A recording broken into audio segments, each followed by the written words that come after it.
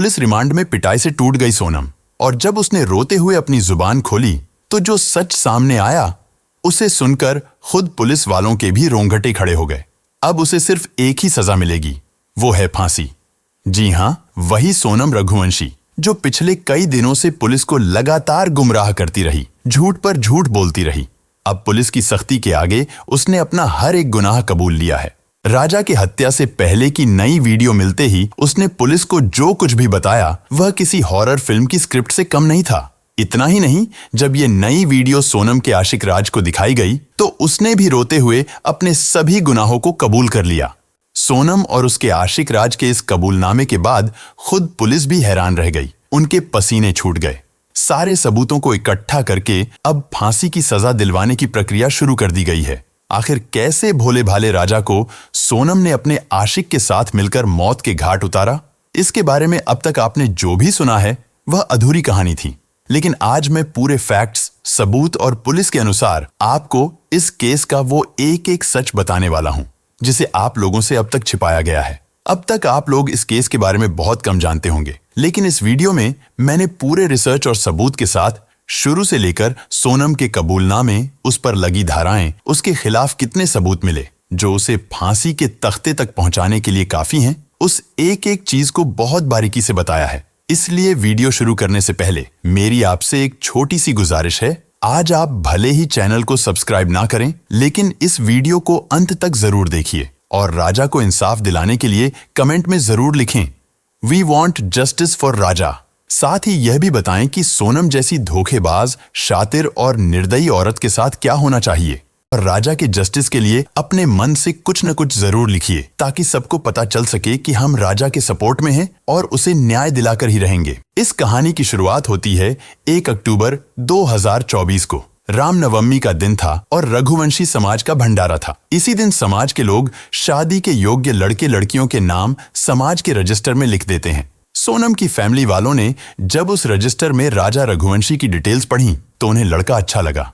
एक तो राजा का काम भी अच्छा था, दूसरा वो इंदौर का ही रहने वाला था। उसके बाद सोनम की माँ का राजा के घर फोन आया। वो लोग मिलने आए, फिर लड़का लड़की आपस में मिले और बात पक्की हो गई।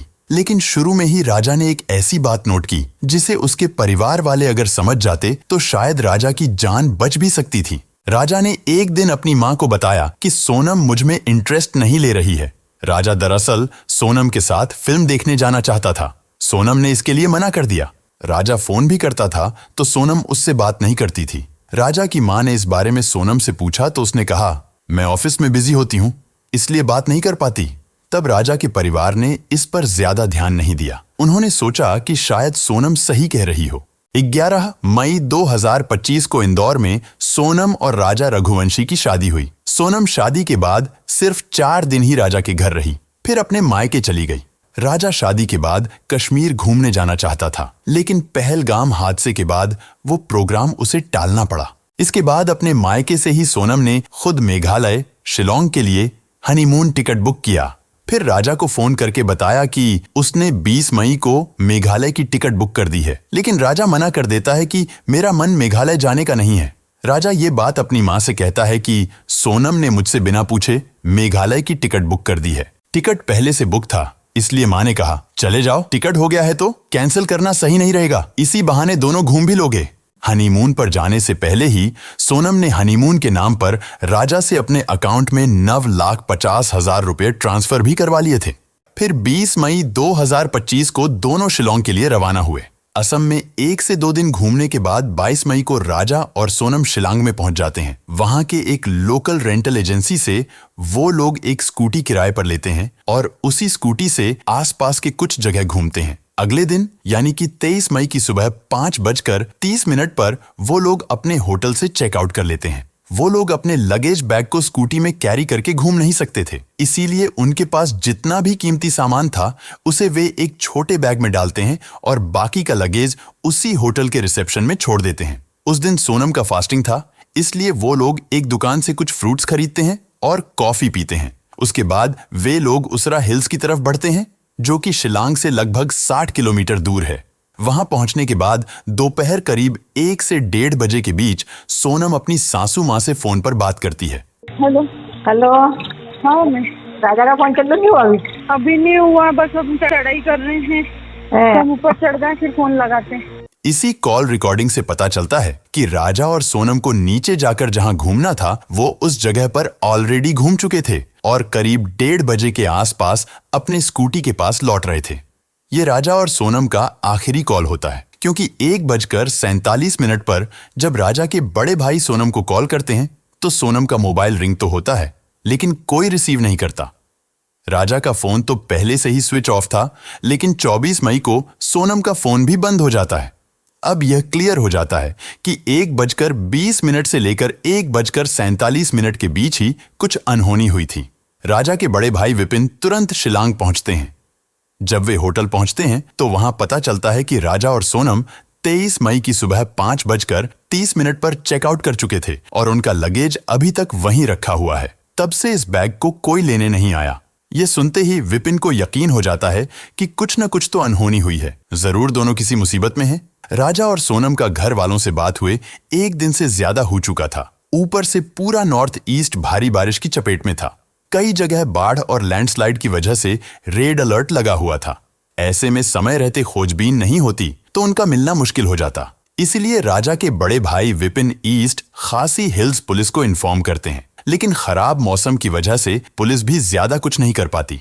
इसलिए खुद ही राजा के फैमिली वाले राजा और सोनम को ढूंढना शुरू कर देते हैं। राजा और सोनम ने अपने ट्रिप की कई फोटो और वीडियो अपने परिवार को भेजे थे। इन्हीं में से एक फोटो में पीछे एक पोस्टर दिखता है, जिसकी मदद से वे उस स्कूटी वाले तक पहुंचते हैं जिससे राजा ने स्कूटी किराए पर ली थी। वो बताता है कि उस स्कूटी में जीपीएस ट्रैकर लगा है, जिससे उसकी लोकेशन पता चल जाती है।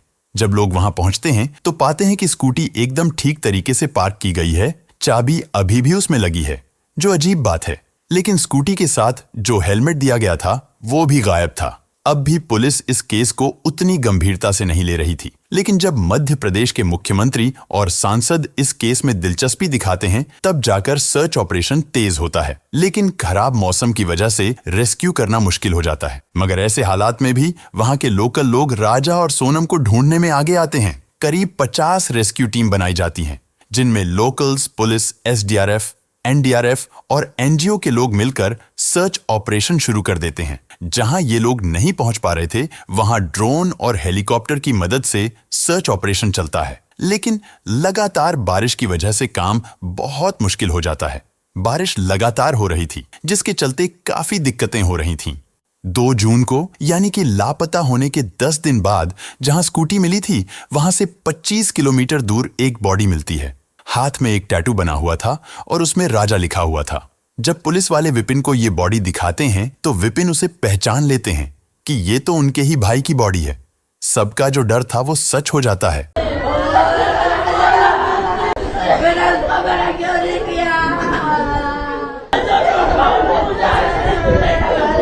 परिवार में हाहाकार मच जाता है, लेकिन यहां पर कहानी खत्म नहीं होती, बल्कि ये केस अब और भी उलझ चुका था।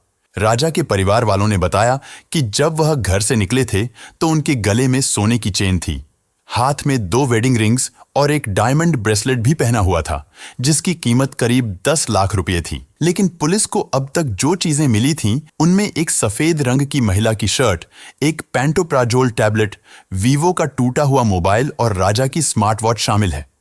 लेकिन सोने की चेन, दोनों रिंग्स और ब्रेसलेट गायब है। पोस्टमार्टम रिपोर्ट से पता चलता है कि राजा के शरीर पर कई जगह धारदार हथियार के घाव थे, यानी उसकी हत्या की गई थी। उनको मारकर नीचे खाई में फेंक दिया गया था। हथियार भी नया था, जैसे राजा को मारने के लिए ही यह खरीदा गया हो। हालांकि पुलिस ने उस हथियार को भी बरामद कर लिया है।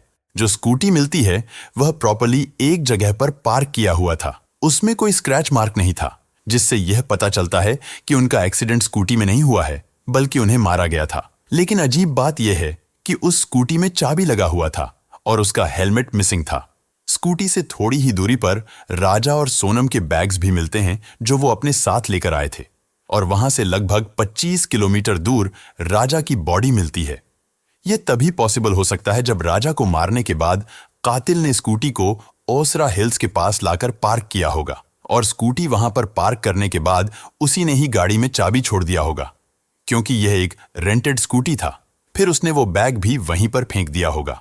यानी कि कातिल हत्या कर बॉडी को दूर फेंका और स्कूटी को जानबूझकर सही से पार्क कर दिया ताकि सर्च ऑपरेशन गुमराह हो जाए। राजा की हत्या 23 मई को हुई थी, लेकिन उसकी लाश 2 जून को मेघालय के प्रसिद्ध वेई सावडोंग फॉल्स के पास एक गहरी खाई में बेहद सड़ी गली हालत में मिली। शरीर पर गहरे जख्म थे। सिर और पीठ पर धारदार हथियार के 2 घाव साफ नजर आ रहे थे। इन सब साक्ष्यों से साफ हो गया कि यह कोई हादसा नहीं, बल्कि सोची समझी और खौफनाक हत्या थी।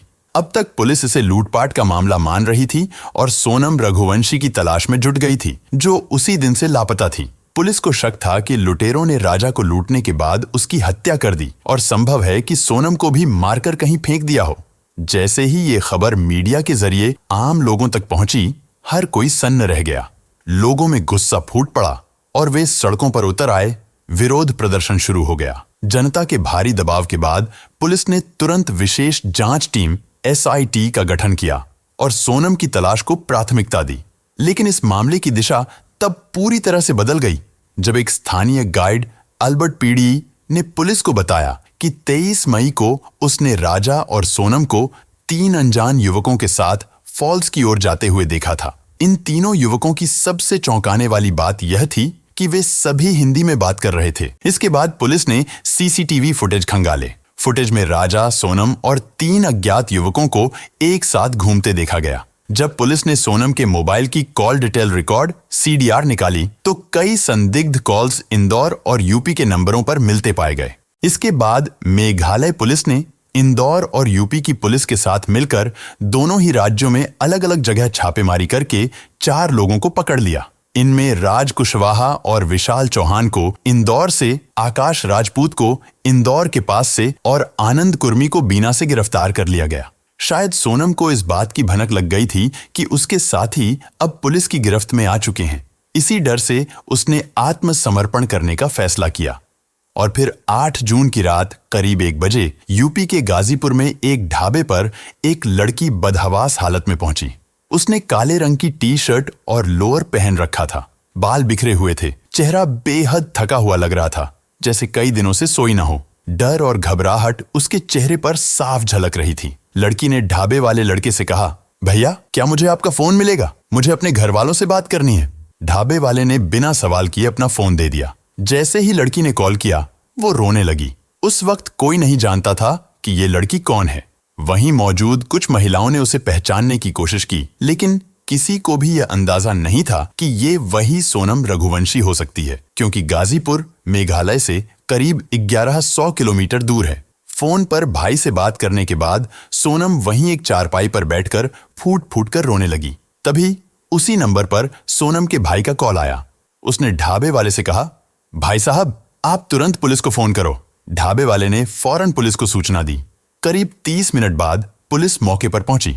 जब सोनम ने अपनी पहचान बताई तो पुलिस समझ गई कि यही वो लड़की है जिसकी तलाश में मेघालय पुलिस पिछले 17 दिनों से जुटी हुई थी। फिर सोनम को गाजीपुर पुलिस अपने साथ ले गई और बाद में मेघालय पुलिस को सौंप दिया गया। सोचिए, जो सोनम पिछले 17 दिन से लापता थी, जिसे सबने मरा हुआ मान लिया था, वही सोनम जब उसके साथियों की गिरफ्तारी होती है तो कैसे खुद ही अपने भाई को फोन करती है। अगर वो निर्दोष थी और जिंदा थी तो क्या ये काम पहले भी नहीं कर सकती थी? पूछताछ में जो खुलासा हुआ उसने पूरे मामले की दिशा ही बदल दी और पुलिस भी हैरान रह गई। 7 जून तक सोनम एक मासूम पत्नी थी जिसके लिए पूरा देश इंसाफ मांग रहा था। लेकिन 8 जून की रात जब वो गाजीपुर के एक ढाबे से गिरफ्तार हुई तो जैसे सच्चाई ने सबको झकझोर कर रख दिया। असली झटका तो तब लगा जब पता चला सोनम ही अपने पति राजा की कातिल है, और वो अकेली नहीं थी। इस कत्ल की कहानी के पीछे है एक प्लान, एक प्रेमी और 3 खूनी साए।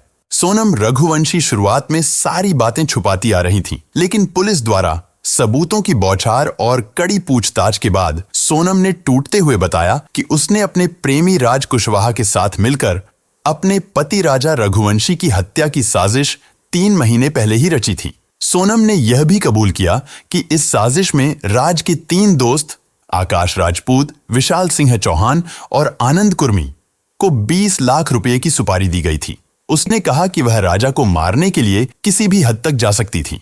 हनीमून पर उसका जाने का एक ही मकसद था, राजा की हत्या।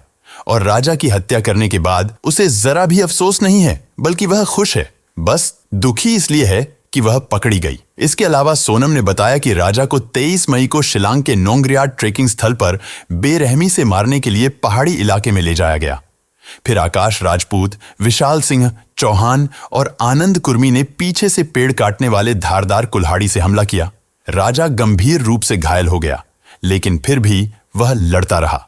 उसने अपनी जान बचाने की भरपूर कोशिश की। घायल होने के बाद भी राजा करीब 12 मिनट तक लड़ता रहा। मुझे डर लगने लगा था कि कहीं राजा बच न जाए और हमें नुकसान न पहुंचा दे। मुझे मेरा प्लान फेल होता हुआ दिख रहा था, इसलिए मैंने चिल्लाकर कहा, मार दो इसे। फिर तीनों ने मिलकर राजा पर कई हमले किए, जिससे राजा जमीन पर गिर गया। तब तक राजा की सांसें चल रही थीं, लेकिन ज्यादा खून बहने की वजह से वह उठ नहीं सका और फिर हम चारों ने मिलकर उसे खाई में फेंक दिया। खाई में गिरते ही उसकी मौत हो गई। हत्या के बाद सोनम ने अपना रेनकोट आकाश को दिया, क्योंकि उसके रेनकोट पर खून के धब्बे लग गए थे। बाद में उस रेनकोट और 2 व्हीलर को घटनास्थल से कुछ दूरी पर ले जाकर छोड़ दिया गया। पुलिस ने सोनम के लापता रहने के दौरान यही रेनकोट बरामद किया, जिसकी सीसीटीवी फुटेज स्क्रीन पर देखी जा सकती है। सोनम ने पुलिस को बताया कि उनका मकसद राजा को सेल्फी डेथ की तरह दिखाकर हत्या को हादसा बनाना था, जिसमें राजा को खाई के किनारे ले जाकर धक्का देना था। लेकिन बारिश और समय की कमी के कारण यह प्लान फेल हो गया। इसके बाद उन्होंने सीधे राजा की हत्या कर दी और फिर मोबाइल और अन्य सबूतों को मिटाने की कोशिश की गई। हत्या के बाद सोनम ने राजा के मोबाइल से इंस्टाग्राम पोस्ट डालकर यह दिखाने की कोशिश की कि वह जिंदा है, ताकि शक न हो। इसके अलावा सोनम ने अपना मोबाइल और सिम नदी में फेंक दिया, ताकि उसकी लोकेशन ट्रेस न की जा सके। पकड़े जाने के डर से सोनम वहां से बुर्का पहनकर निकली, फिर ऑटो, बस और ट्रेन के माध्यम से इंदौर पहुंची। मगर पुलिस ने जब social media activity, call details, GPS travel record और गवाहों को जोड़ा तो पूरे प्लान की परतें खुलने लगीं। पूछताछ में सोनम ने यह भी माना कि वह हत्या के बाद सीधे इंदौर अपने प्रेमी राज के पास गई थी और वहां एक किराए के फ्लैट में छुपी रही। इस दौरान राज ने उसके लिए किराने का सामान भी ऑनलाइन ऑर्डर किया था। इस फ्लैट को आकाश ने 51,000 रुपए एडवांस देकर 2 महीने के लिए किराए पर लिया था, जहां सोनम 26 मई से 8 जून तक रुकी। राजा की हत्या के बाद सोनम उसी कमरे में अपने आशिक के साथ रंगरलियां मना रही थी। सोचिए, जिस सोनम की तलाश पुलिस बिहार, उत्तर प्रदेश, बांग्लादेश और ना जाने कहां कहां कर रही थी, वह सोनम अपने ही घर के आसपास के इलाके में एक किराए के कमरे में आराम से अपने आशिक के साथ रह रही थी। उसके साथ वह सब करता था जो एक पति पत्नी शादी के बाद करते हैं। और सबसे हैरान करने वाली बात, इसी फ्लैट में सोनम ने अपनी मां को भी बुलाकर उनसे मुलाकात की थी। यानी सोनम की मां को ये सब पहले से ही पता था। राजा की हत्या में सोनम का जितना हाथ है, उतना ही हाथ सोनम की मां का भी है। उन्होंने खुद एक मां होकर दूसरी मां से उसका बेटा छीन लिया। इसके अलावा सोनम ने पुलिस को यह भी बताया कि वह राजा से शादी नहीं करना चाहती थी, लेकिन घर वालों ने जबरदस्ती की। पिता की तबीयत खराब थी, उन्हें हार्ट की समस्या थी, इसलिए मजबूरी में शादी के लिए हाँ कर दी। लेकिन उसने पहले ही अपनी मां को कह दिया था, मैं शादी तो कर लूंगी, लेकिन इसका अंजाम बहुत बुरा होगा। और वही हुआ। अंजाम राजा की हत्या में सामने आया। सोनम ने बताया कि जब उसने राजा से शादी की, तभी तय कर लिया था कि इस शादी को ज्यादा दिन तक नहीं चलाना है और एक सही वक्त पर राजा को खत्म कर देना है, ताकि वह अपने प्रेमी राज कुशवाहा के साथ शादी कर सके। उसने जो पुलिस को बयान दिया, उसमें बताया कि उसके प्रेमी ने ही उसे बार बार समझाया था, अगर तुम राजा को हटा दोगी तो तुम्हारे घर वाले भी हमारी शादी के लिए मान जाएंगे। और यही सोचकर सोनम ने राज को भरोसे में लेकर साजिश रचनी शुरू की। शादी के बाद जब सोनम राजा के घर आई थी तो महज 4 दिन ही रही। इसके बाद अपने मायके चली गई थी। लेकिन इन 4 दिनों में उसने राजा के साथ कुछ भी नहीं किया, जो आमतौर पर एक पति पत्नी शादी के बाद सुहाग रात पर करते हैं। सोनम ने यह कहकर मना कर दिया था कि हनीमून से आने के बाद ही ये सब होगा। इससे आप अंदाजा लगा सकते हैं कि सोनम कितनी शातिर थी। पुलिस जांच में यह भी पता चला कि राज सोनम के भाई की फैक्ट्री में काम करता था। उसका काम सिर्फ मजदूरी तक सीमित नहीं था, वह सोनम के भाई के पूरे व्यापारिक लेन देन में शामिल रहता था। और इसी वजह से सोनम के परिवार में उसकी आवाजाही और मौजूदगी कुछ ज्यादा ही बढ़ती गई। शुरुआत में राज सोनम को दीदी कहकर बुलाता था, लेकिन वक्त के साथ उनके बीच बातचीत बढ़ने लगी। फोन कॉल, व्हाट्सएप और मैसेजिंग ने धीरे धीरे उनकी बातचीत को इमोशनल क्लोजनेस में बदल दिया। राज कोई आम नौकर नहीं था, वह सोनम के भाई के व्यापार में शामिल एक भरोसेमंद कर्मचारी था। उसी दौरान सोनम और राज के बीच एक खतरनाक प्रेम कहानी शुरू हुई, जिसने राजा की हत्या, परिवार की बर्बादी और पूरे देश को हिला देने वाले मामले को जन्म दिया।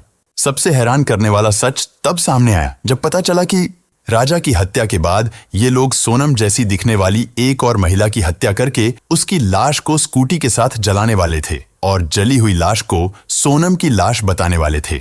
अगर मेघालय पुलिस समय रहते नहीं पहुंचती तो वे लोग किसी और महिला को मारकर यह कह देते कि यह सोनम की लाश है। इसके बाद सोनम कुछ दिनों के लिए अंडरग्राउंड हो जाती और किसी को पता भी नहीं चलता। यह केस भी बंद हो जाता। फिर सोनम और राज किसी और शहर में जाकर शादी कर लेते। यानी इन दरिंदों को ना इंसानियत का ख्याल था, ना किसी की जान की कीमत। पुलिस जांच में यह भी सामने आया कि सोनम ने मोबाइल में एक नई सिम डलवाई थी ताकि पुलिस को ट्रैकिंग में दिक्कत हो। इस नंबर से वह सिर्फ अपने प्रेमी और बाकी आरोपियों के संपर्क में थी। उसने ही फोन पर राज को पूरी जानकारी दी कि वह शिलोंग कब निकल रही है, कौन सा होटल बुक किया है और राजा की दिन भर की एक्टिविटी क्या क्या होगी, ताकि हमलावर उसे फॉलो कर सकें। इस केस में जो बात सबसे ज्यादा डराने वाली है वह यह है कि हत्या से ठीक एक दिन पहले सोनम ने व्रत भी रखा था। मेरा तो उपास है ना, मेरे को 2-3 बार बोल दिया। मैं घूमने के चक्कर में अपनी 11 थोड़ी तोड़ूंगी। वही तो तेरी, मैं अभी फरियाद बना रही तो मेरे को एकदम से याद आ गई कि आज तो मेरे बहू का उपास बापे। हाँ। अपने सास से बात करते हुए उसने कहा था कि वह अपरा एकादशी का व्रत कर रही है ताकि मनोकामना पूरी हो जाए। लेकिन सच्चाई यह थी कि उसके मन की मनोकामना राजा को मारने से जुड़ी थी। राज कुशवाहा ने भी कबूला है कि उसने ही अपने 3 दोस्तों को पैसों का लालच देकर इस मर्डर में शामिल किया था। वह जानता था कि अकेले सोनम कुछ नहीं कर पाएगी, इसलिए उसने अपने दोस्तों को भी इसमें घसीट लिया। हर आरोपी ने अपना जुर्म स्वीकार किया और यह भी साफ हो गया कि हत्या किसी एक का फैसला नहीं था, बल्कि यह सभी के बीच महीनों पहले से बनाई गई एक सोची समझी साजिश थी। पुलिस ने चारों आरोपियों के पास से वह मोबाइल फोन, बातचीत के कॉल रिकॉर्ड्स, लोकेशन डिटेल्स और डिजिटल ट्रांजैक्शन के सबूत बरामद किए, जो हत्या की प्लानिंग में सोनम और राज कुशवाहा के सीधे जुड़ाव को साबित करते हैं। राजा के बड़े भाई का साफ साफ कहना है कि सोनम अभी भी बहुत कुछ छुपा रही है। उन्होंने पुलिस से मांग की है कि सोनम का नार्को टेस्ट कराया जाए ताकि जो सच अभी तक छुपा है वह सामने आ सके। तो जिस तरह से गुमराह कर रहे हैं पुलिस को, प्रशासन को, राज्य सरकार, केंद्र सरकार को, तो मेरी सरकार से ये मांग है कि इनका नार्को टेस्ट किया जाए, जिससे ना एक बार में सब मालूम पड़ जाएगा कि क्या चाहते हैं और इनमें से मास्टरमाइंड दोनों में है कौन, इसके पीछे और कितने लोगों का हाथ है। इतना ही नहीं, राजा के पूरे परिवार का कहना है कि जब तक सोनम को फांसी नहीं दी जाती, राजा को इंसाफ नहीं मिलेगा। उनकी मां की आंखों में सिर्फ एक ही बात है, बेटे की हत्या का बदला और सोनम को फांसी की सजा।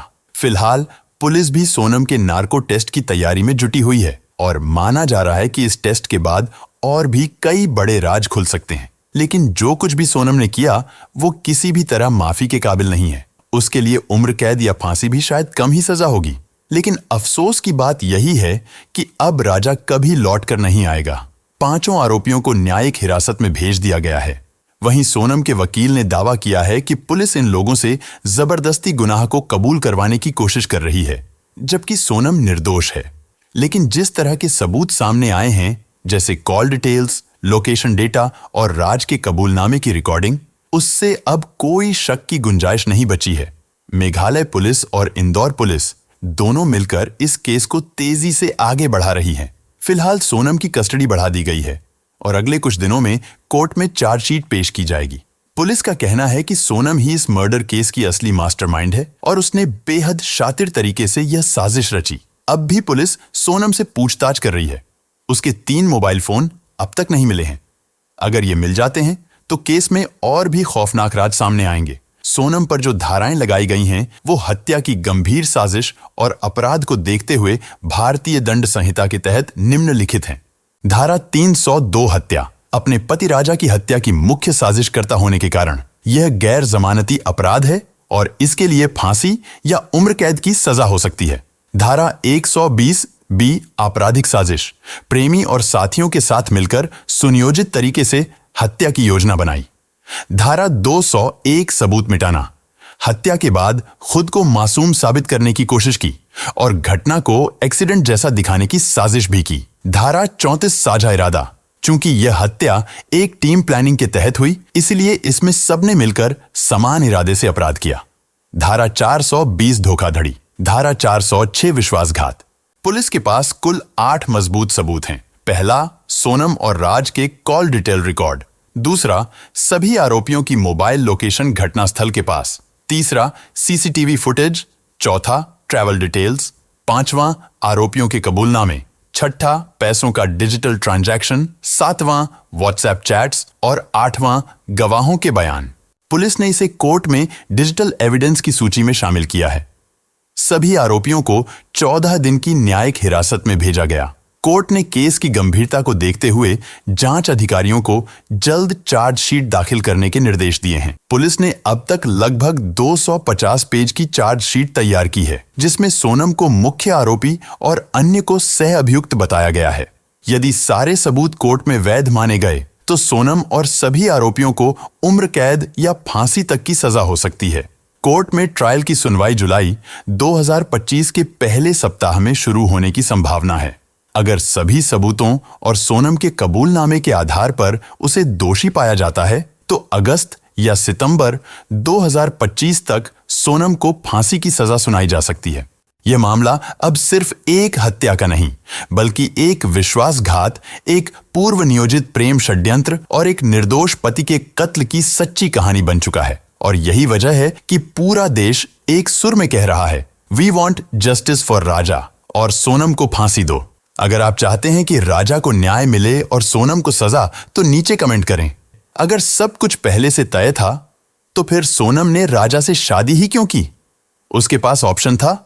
वो चाहती तो अपने प्रेमी के साथ पहले ही भाग सकती थी। सच में ये बात हैरान करती है कि आज की युवा पीढ़ी किस तरह की सोच रखती है। जिससे आप प्यार नहीं करते, अगर वो आपको नहीं मिलता तो आप उस इंसान की जान ले लेते हो जिसका आपसे कोई लेना देना ही नहीं था। और जो लड़कियां इतनी दबंग होती हैं कि शादी के बाद अपने प्रेमी के लिए पति का कत्ल तक करवा देती हैं, वही लड़कियां शादी से पहले इतना साहस क्यों नहीं दिखाती? शादी से पहले ही क्यों नहीं कह देती कि मुझे कोई और पसंद है, मैं इससे शादी नहीं करूंगी? मतलब माँ बाप के सामने आप इतना बेबस दिखते हो कि मजबूरी में शादी कर लेते हो, लेकिन अंदर ही अंदर इतना जहर पल रहा होता है कि एक मासूम आदमी को मारने में भी आपको दया नहीं आती। मुझे नहीं पता ये कैसी सोच है, लेकिन इतना जरूर कह सकता हूँ, इस सोच ने न जाने कितने घर बर्बाद कर दिए और हजारों लाखों लोगों को डर में जीने पर मजबूर कर दिया। वीडियो के अंत में मैं बस आपसे एक बात कहना चाहूंगा, जब भी कोई लड़का अपने माता पिता की पसंद से शादी करने जाए तो लड़की से उसकी डिग्री या बायोडाटा ना पूछो, उससे पसंद नापसंद ना पूछो, उससे बस ये पूछो कि तुम्हारा किसी से अफेयर तो नहीं है।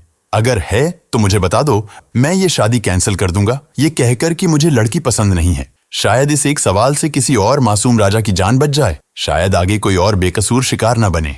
ऐसे लोगों को सिर्फ उम्र कैद नहीं, फांसी की सजा मिलनी चाहिए, ताकि समाज में डर बने और कोई भी पत्नी प्रेमी के साथ मिलकर अपने पति की जान लेने की हिम्मत न कर सके। लोग लगातार सरकार से मांग कर रहे हैं कि आरोपियों को कड़ी से कड़ी सजा दी जाए। कुछ लोग यहां तक कह रहे हैं कि अगर इस केस में भी सख्त सजा नहीं हुई तो समाज में और ऐसे केस बढ़ सकते हैं। ये हमारे देश की कोई पहली घटना नहीं है, बल्कि ऐसे केस हर रोज हो रहे हैं, लेकिन फिर भी लड़कों के लिए कानून में कोई बदलाव नहीं हो रहा है। अगर ऐसे गुनाहों की सजा मौत दी जाने लगे तो लोग ऐसा करने के बारे में एक बार भी नहीं सोचेंगे। न जाने कितनी सोनम जैसी लड़कियां माँ बाप के दबाव में आकर शादी तो कर लेती हैं, लेकिन शादी के कुछ दिन बाद ही अपने आशिक के साथ मिलकर अपने पति को मौत के घाट उतार देती हैं। 10-20 दिन लोग आवाज उठाते हैं, फिर सब कुछ सामान्य हो जाता है, फिर एक नई घटना होती है। अगर मैं उन घटनाओं को बताने बैठूं तो न जाने कितने घंटे लग जाए। कुछ दिल दहला देने वाले केस जैसे कि उत्तर प्रदेश की प्रगति यादव शादी के 15 दिन बाद पति दिलीप यादव की हत्या अपने प्रेमी अनुराग यादव और सुपारी किलर रामजी नागर को 2 लाख देकर करवाई। मैनपुरी यूपी की आमना ने पति साजिद को नींद की गोलियां दी, बेहोश करके प्रेमी सुमित के साथ मिलकर सिर पर वार किया, शव जला दिया। महाराष्ट्र की रंजू चौहान ने प्रेमी शाहरुख और उसके साथियों की मदद से सोते हुए पति चंद्रशेखर का गला घोंटकर हत्या की। लखनऊ की राखी राठौर ने प्रेमी धर्मेंद्र राठौर और उसके छोटे भाई के साथ मिलकर पति शत्रुघ्न का गला घोंटकर हत्या की। और हत्या को हार्ट अटैक दिखाने की कोशिश की।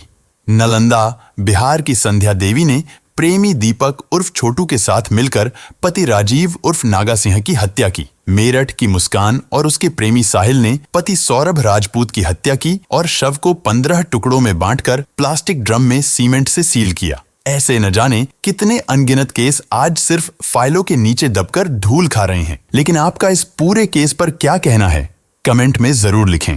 इस वीडियो को ज्यादा से ज्यादा शेयर करिए ताकि लोगों को सोनम की हकीकत पता चल सके और राजा को न्याय मिल सके। साथ ही इस केस से जुड़ी हर अपडेट पाने के लिए चैनल को सब्सक्राइब करके बेल नोटिफिकेशन को ऑल पर सेलेक्ट कर लें ताकि हमारी नई वीडियो की नोटिफिकेशन आपको सबसे पहले मिल सके।